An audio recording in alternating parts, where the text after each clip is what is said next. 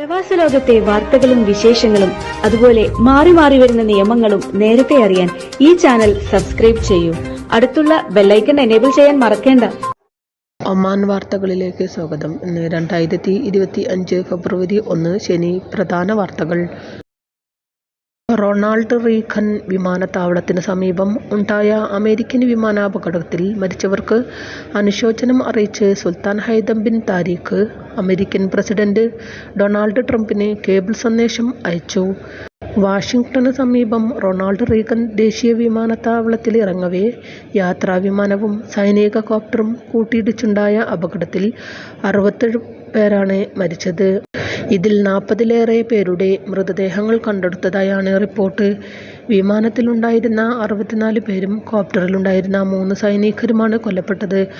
ആകാശത്ത് വെച്ചുണ്ടായ കൂട്ടിയിടിക്ക് പിന്നാലെ വിമാനവും കോപ്റ്ററും തൊട്ടടുത്തുള്ള പോട്ടോമാക് നദിയിൽ വീഴുകയായിരുന്നു. കൻസാസിലെ വിച്ചിതയിൽ നിന്ന് വരികയായിരുന്ന വിമാനം എങ്ങനെയാണ് കൂട്ടിയിടിയുണ്ടായതെന്ന് ഔദ്യോഗിക വിശദീകരണം വന്നിട്ടില്ല. ഫെബ്രുവരി 2, 3 തീയതികളിൽ രാജ്യത്തെ ന്യൂനമർദ്ദം ബാധിക്കുമെന്ന് ഒമാൻ കാലാവസ്ഥാ നിരീക്ഷണ കേന്ദ്രം അറിയിച്ചു. വിവിധ പ്രദേശങ്ങളിൽ ഒറ്റപ്പെട്ട മഴ പെയ്തേക്കും. മുസന്തം, വടക്കൻ ബാത്തിന, ഒമാന്റെ തീരദേശ മേഖല എന്നിവിടങ്ങളിൽ മഴ ലഭിക്കും. കാറ്റ് വീശാനും സാധ്യതയുണ്ട്. താമസക്കാർ ജാഗ്രത പാലിക്കണമെന്നും അധികൃതർ മുന്നറിയിപ്പ് നൽകി. മസ്കത്ത് നിശോത്സവത്തിന്റെ അവസാന ദിവസങ്ങളിൽ വൻ ജനത്തിരക്ക്. 40 ദിവസങ്ങളായി തുടരുന്ന സാംസ്കാരികോത്സവത്തിന്റെ അവസാന ദിവസം ഇന്നാണ്. ഇതുവരെ 10 ലക്ഷത്തിലേറെ പേർ നിശോത്സവത്തിന്റെ വിവിധ വേദികൾ സന്ദർശിച്ചു.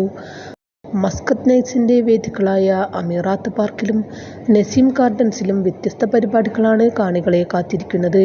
ഇവിടെ എല്ലാ ദിവസവും പൊതുജനങ്ങൾക്ക് പ്രവേശനമുണ്ടായിരുന്നു. വിനോദ പരിപാടികളും വ്യത്യസ്ത രുചികളും കരിമരുന്ന് പ്രയോഗവും ലേസർ ഷോകളും മറ്റുമായി സന്ദർശകരെ തൃപ്തിപ്പെടുത്താനുള്ള എല്ലാ ചേരുവകളും സംഘാടകർ ഒരുക്കിയിട്ടുണ്ട്. വൈകുന്നേരങ്ങളിൽ കൂട്ടം കൂട്ടമായി എത്തിയ കുടുംബങ്ങൾ പരിപാടി എല്ലാവരും ഏറ്റെടുത്തുവെന്നതിനുള്ള തെളിവാണ്. പൊതുജനാരോഗ്യ സുരക്ഷാ മാനദണ്ഡങ്ങൾ പാലിക്കാത്തതിന് 2024 ഫുജൈറ നഗരസഭ 29 ഭക്ഷ്യസ്ഥാപനങ്ങൾ അടച്ചുപൂട്ടി. പൊതുജനാരോഗ്യത്തിന് അപകടമുണ്ടാക്കുന്ന ഗുരുതരമായ ലംഘനങ്ങൾ നടത്തിയതിന് സാമ്പത്തിക പിഴ ചുമത്തിയതിനും ശേഷമാണ് ഈ സ്ഥാപനങ്ങൾ അടച്ചുപൂട്ടിയതെന്ന് Fujairah municipality director general Mohammed Al Afkham അറിയിച്ചു. പൊതുജനാരോഗ്യം മെച്ചപ്പെടുത്തുകയും കർശനമായ നടപടികളിലൂടെ ഭക്ഷ്യസുരക്ഷ ഉറപ്പാക്കുകയും ചെയ്യുക എന്നതാണ് മുനിസിപ്പാലിറ്റിയുടെ ലക്ഷ്യം. അടച്ചുപൂട്ടലിലേക്ക് നയിച്ചത് ആവർത്തിച്ചുള്ളതും ഗുരുതരവുമായ ലംഘനങ്ങളാണ്. സന്തുലിത താപനിലയിൽ ഭക്ഷണം സംഭരിക്കുന്നതിലും പ്രദർശിപ്പിക്കുന്നതിലും ചിലർ പരാജയപ്പെട്ടു. സ്ഥാപനങ്ങൾക്കുള്ളിൽ അവശ്യ ശുചിത്വം അവഗണിച്ചു. തറകൾ, മേൽത്തട്ട്, ഡ്രെയിനേജ് സംവിധാനങ്ങൾ എന്നിവ മോശമായിരുന്നു. മികച്ച ആരോഗ്യ സുരക്ഷാ രീതികളെക്കുറിച്ച് ജീവനക്കാർക്ക് പരിശീലനത്തിന്റെ അഭാവമുണ്ടായിരുന്നു. ആവശ്യമായ ലൈസൻസുകൾ ഇല്ലാതെ പ്രവർത്തിച്ചു. മാസ്കുകളും കയ്യുറകളും ധരിക്കുന്നതും സാമൂഹിക അകലം ഉറപ്പാക്കുന്നതും അടക്കമുള്ള പ്രതിരോധ നടപടികൾ പാലിക്കുന്നതിൽ പരാജയപ്പെട്ടു. നിരവധി പരിശോധനാ ക്യാമ്പയിനുകൾ കഴിഞ്ഞ വർഷം നടത്തി. മുനിസിപ്പാലിറ്റിയുടെ ആരോഗ്യ നിയന്ത്രണ വകുപ്പ് 31,462 പരിശോധനകളാണ് നടത്തിയത്. ആരോഗ്യ നിയന്ത്രണങ്ങൾ ആവർത്തിച്ച് ലംഘിച്ച ബിസിനസുകൾക്കായി 1,525 ഔദ്യോഗിക മുന്നറിയിപ്പുകൾ നൽകി. 1-ലധികം അടച്ചുപൂട്ടൽ ഉത്തരവുകളും നൽകി, അഫ്ഖാം പറഞ്ഞു. രാജ്യത്ത് രജിസ്റ്റർ ചെയ്ത വാഹനങ്ങളിൽ കൂടുതൽ എണ്ണത്തിനുമുള്ളത് വെള്ളനിറം. 2024 അവസാനം വരെ 1.753 മില്യൺ വാഹനങ്ങളാണ് രജിസ്റ്റർ ചെയ്തത്. ഇതിൽ 7,45,200 വാഹനങ്ങളുടെയും നിറം വെള്ളയാണ്.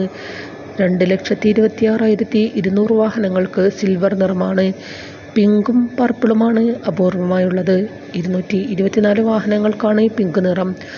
പർപ്പിൾ ആകട്ടെ 139 വാഹനങ്ങൾക്കും. സിറിയൻ ഇടക്കാല പ്രസിഡന്റായി നിയമിതനായ അഹമ്മദ് അൽ ഷറായെ അഭിനന്ദിച്ച് സുൽത്താൻ ഹൈതം ബിൻ താരിഖ്. പ്രസിഡന്റായിരുന്ന ബൗഷർ അൽ അസദ് കഴിഞ്ഞ മാസം രാജ്യത്തു നിന്ന് പലായനം ചെയ്തതിനെ തുടർന്ന് അൽ ഷറ അധികാരമേൽക്കുന്നത്. അധികാര കൈമാറ്റം പാർലമെന്റ് രൂപവത്കരിക്കാനും അദ്ദേഹത്തിന് സിറിയയിലെ പുതിയ അധികാരികൾ ഏൽപ്പിച്ചു. ഇതോടുകൂടി ഇന്നത്തെ വാർത്തകളും വിശേഷങ്ങളും ഇവിടെ അവസാനിക്കുന്നു. കൂടുതൽ വാർത്തകളും വിശേഷങ്ങളുമായി നാളെ കാണാം. നന്ദി, നമസ്കാരം.